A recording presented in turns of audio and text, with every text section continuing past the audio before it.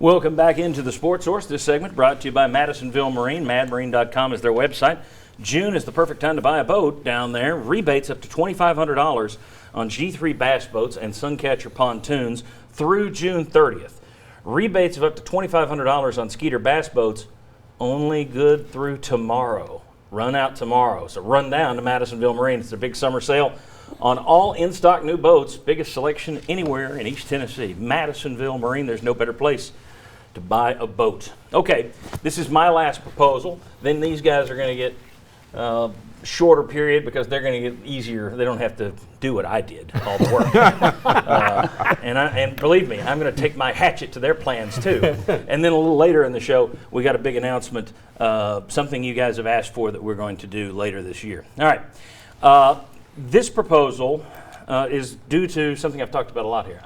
I don't like the fact that the bowls have all these tie-ins to where you basically see the same teams from the same conferences in the same cities every year. Boring. And when you look at bowl attendance, apparently a lot of people agree, boring. Ratings, they ain't great either for these things. Boring. So how can you improve that? My proposal, it's out there. So this will take a second.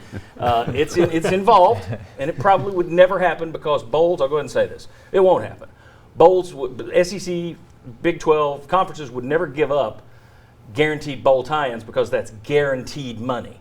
I say if you can talk them into it, let's do this. Here are the goals that I set forward.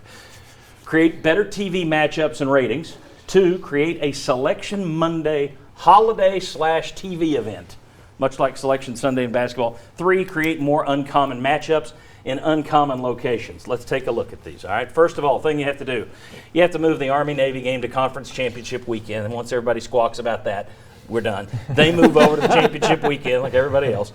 The College Football Playoff Committee and representatives from the 33 bowls, so that's the Big 6 bowls that the playoff committee seed, and then 33 bowls. All those people are sequestered in New York/Bristol because ESPN will be the one that carries this, so put them in Bristol. They're sequestered for the weekend of the conference championships and the following Monday, just like the NCAA selection committee in basketball. Phones are taken away, so these bowls can go ahead and tell somebody ahead of time, hey, if you're there, I'm sure we'll take you.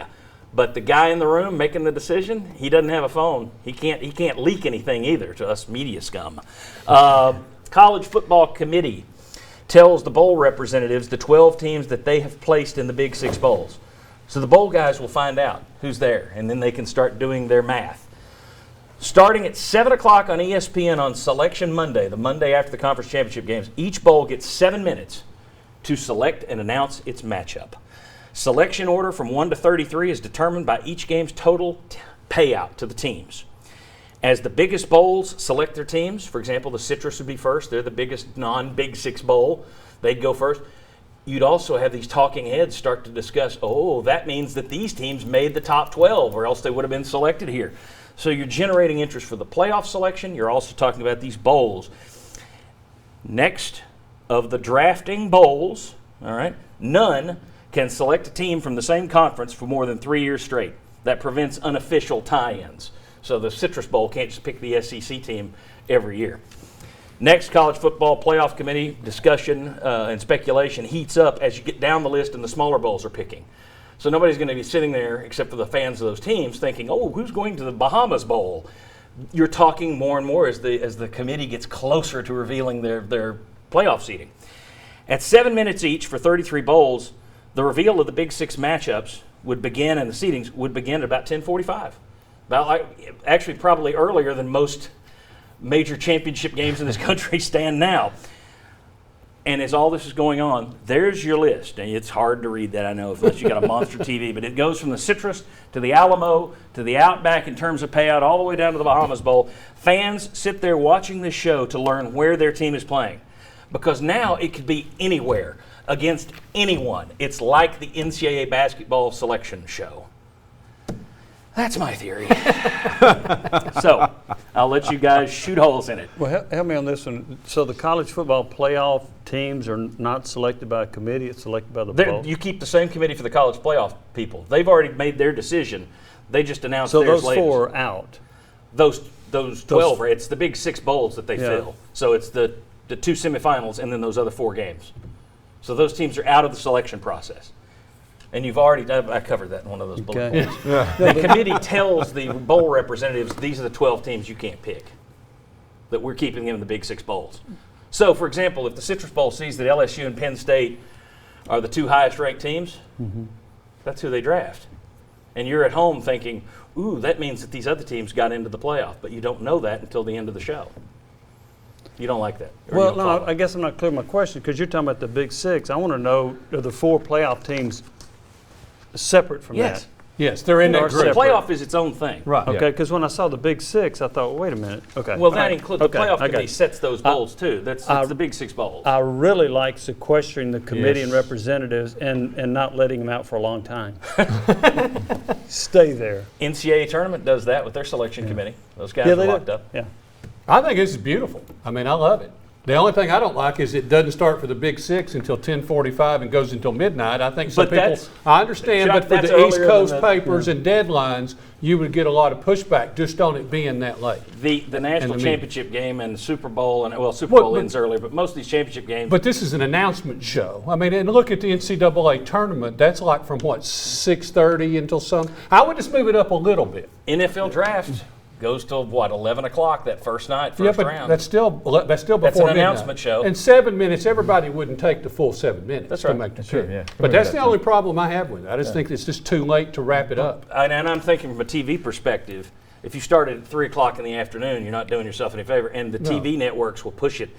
We've seen this Right. with all the Yeah. championship games. But They all start at 9 o'clock. You You at least saw it wanna- with the NFL draft. All right, that's Okay. your Right. problem. The NFL Okay. draft used to be a fun Saturday morning thing. Jimmy, you don't like it.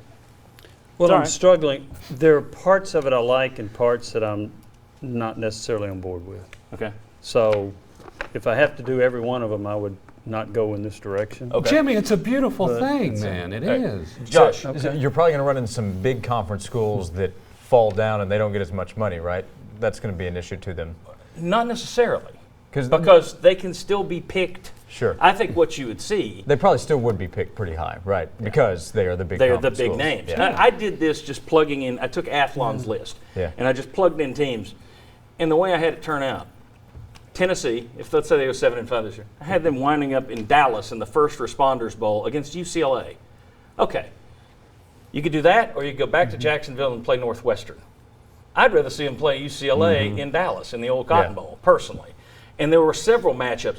There were a lot, like the Outback, I think the way I worked it out was Auburn would still play Michigan State.